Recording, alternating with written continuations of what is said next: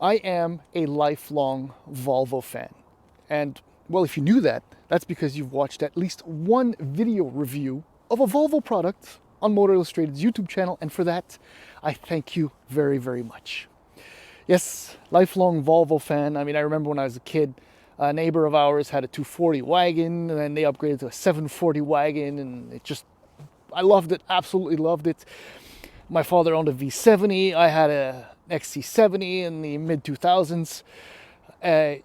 I've always cheered Volvo on. I mean, and I've always kind of been a little too forgiving as well with the product. I shouldn't admit that at all as an automotive journalist. But they try. They've always tried to do something innovative, new, different, unique. And for the most part, they've actually nailed it. And my being forgiving kind of had to do with, well, they're going up against Mercedes-Benz, Audi, BMW, and Lexus, and they can play there, but they can't really play there. But yeah, all that to say is I love Volvo, and I forgive them way too much. But some things have happened over the last 7-8 years with especially the plug-in hybrids, where the tuning and the software, the programming is just completely off, and the way it operated, the way it functions was enough for me to call that issue a deal breaker and not suggest or recommend the vehicle. And that's kind of one of the big issues with this all-new 2025 EX30. First and foremost, this is their smallest vehicle. I love it. I've always loved, is what I'm trying to say, small vehicles, because they're just a lot more fun to drive. I'm a big fan of these things. And I mean, look, the XC40 was long ago, at least for me, called Volvo's best product, best SUV, best driving, best looking, all of the above. Not the roomiest, but that was the only downside, but you know, that's to do with the size. And that all kind of funnels down into this, where it's great to drive. It's really good looking as well. But it's back to that software, the tuning, the programming. Some of it is wrong, some of it is a letdown, some of it is overbearing.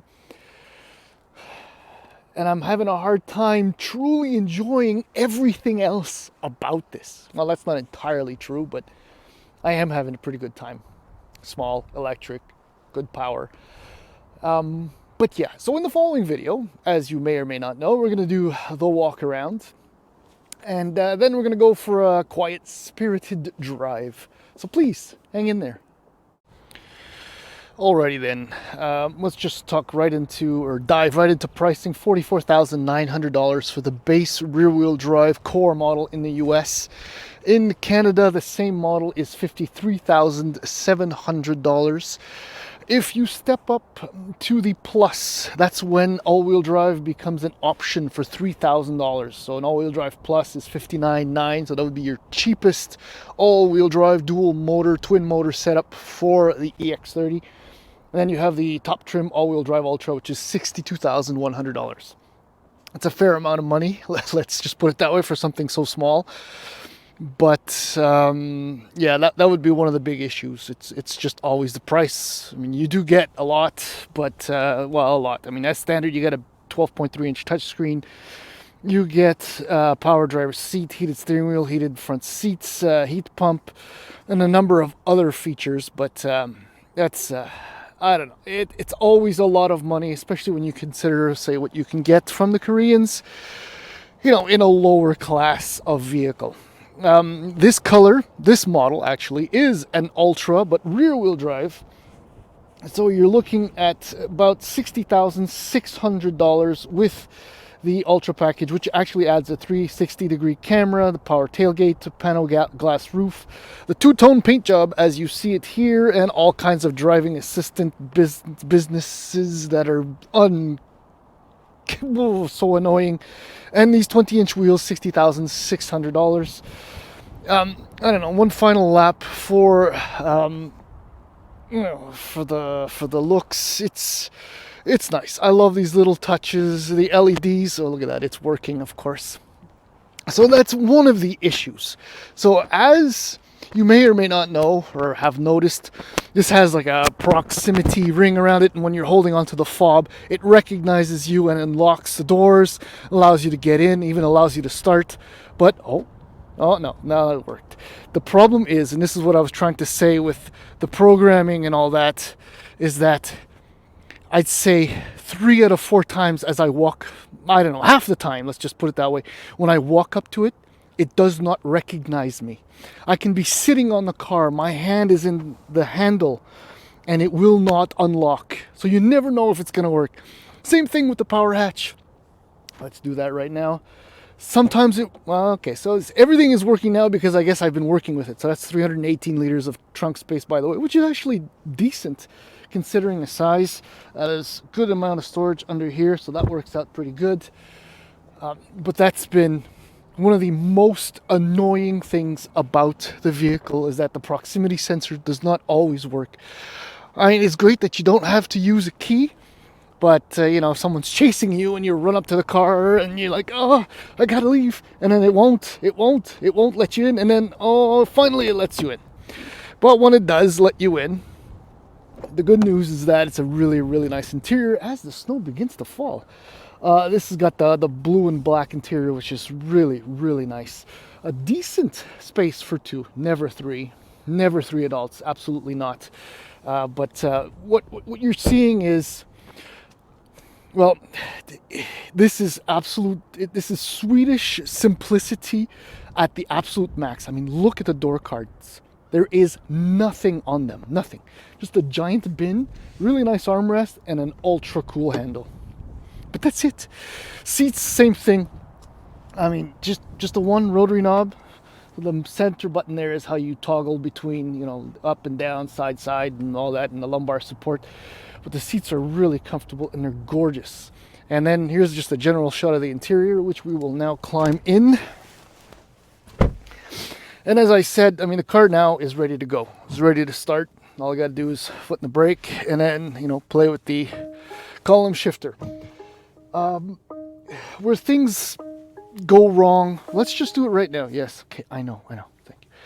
So one of the annoyances is that this lane keeping aid and driver alert, all of that is automatically on. I attempted to program my profile, and there is a profile in there, and I did save removing the lane keeping assistance and all of that. See, in the settings, driving, there are a lot of menus too. Pilot assist, 1 pedal drive, steering feel, lane keeping aid, I keep turning it off, and it just continues to reset itself with it on. And that is for me a near deal breaker. If there's something I'm doing wrong, I want to know. But I mean, the interior is just gorgeous. There's so much yet so little going on. It's spectacular. Absolutely spectacular. This is a neat hidden feature. USB, by the way, USB-C down here, right there, you can see it. This is a storage that goes all the way across. I think you can see that.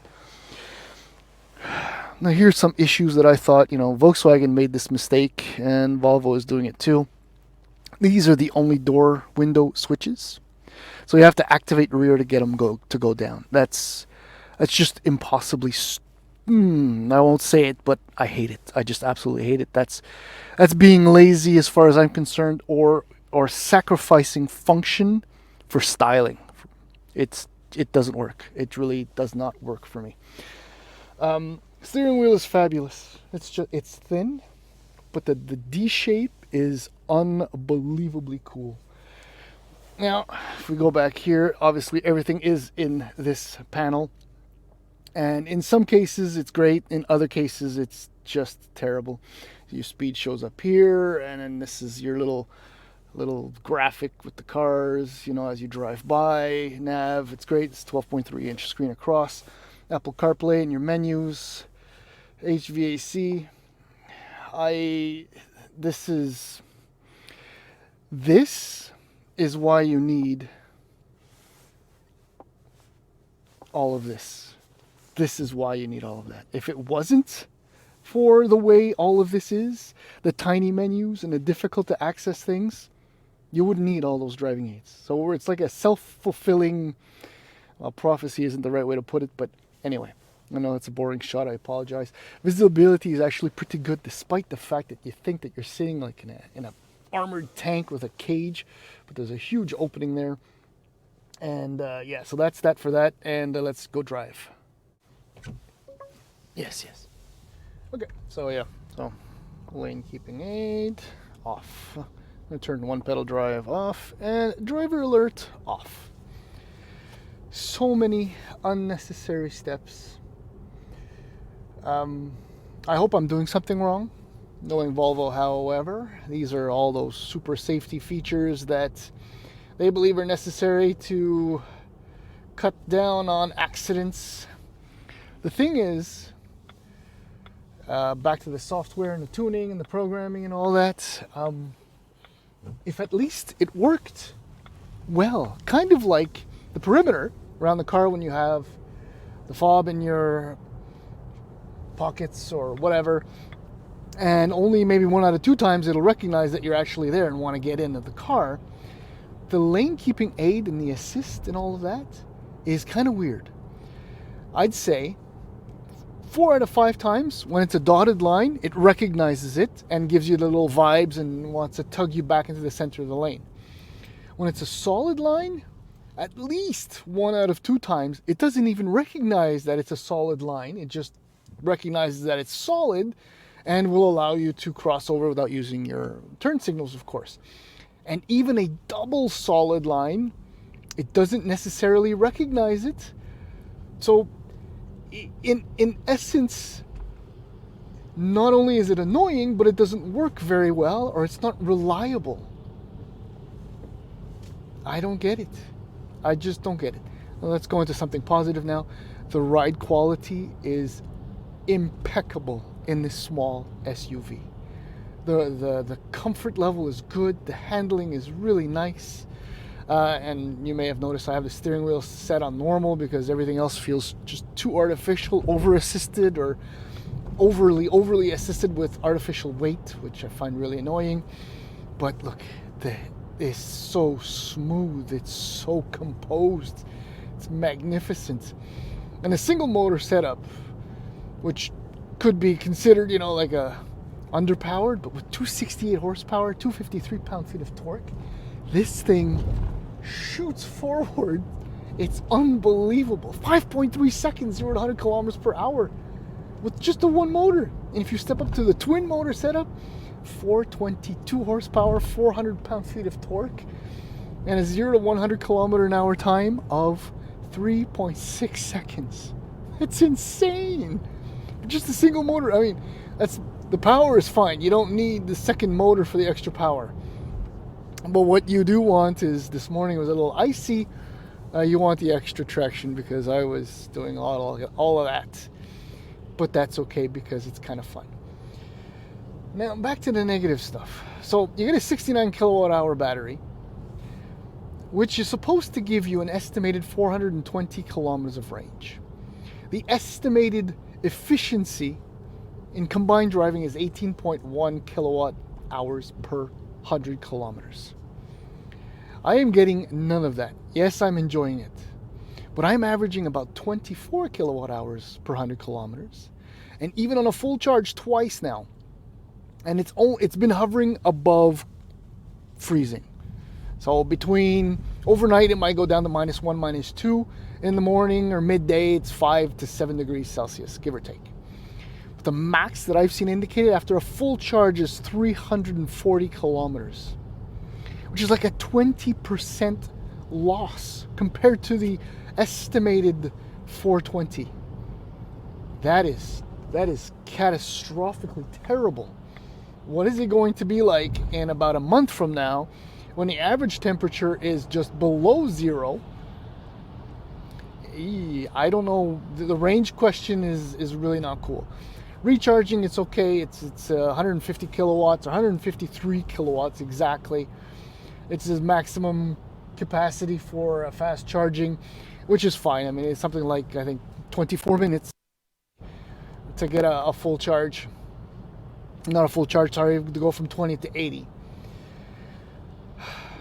See, these are the issues that make this vehicle wrong, and yet everything else make it so good. There's too much. The driving assistance is too much. The software is too little. The range is insufficient. It's so many highs and so many lows to drive. I just love driving this thing around. EX30, future EX40. By the way, as you know, names have changed. All the EVs are going to be EX or X or E or both. All of the above. I don't know. But in the segment, other than the EX40, well, there's a Q4, GV60, and there's a handful of others. But in the price range for this, I mean, you're into the upper echelons of like an Ioniq 5 or an EV6 GT line. You won't get the same power, but everything else you get more of. The same power, single motor. If you go dual motor, you're fine. Even if it is at 100 fewer horsepower, there's a lot more torque. So similar power. This thing is in a weird place where it needs more tweaking, like the EX90, the first drive. I mean, there were a lot of issues with just the electronics, the software, the tuning, the programming. It's just not quite ready. And it's the same thing with this. It needs to be tuned a little bit more. But otherwise, if we remove all of that as a roundabout, I get any trim all-wheel drive and have an absolute blast. Maybe not quite ready for long distances, but my goodness, is a long video. I apologize for this, but there's so much to say about this little EV, but I will end now.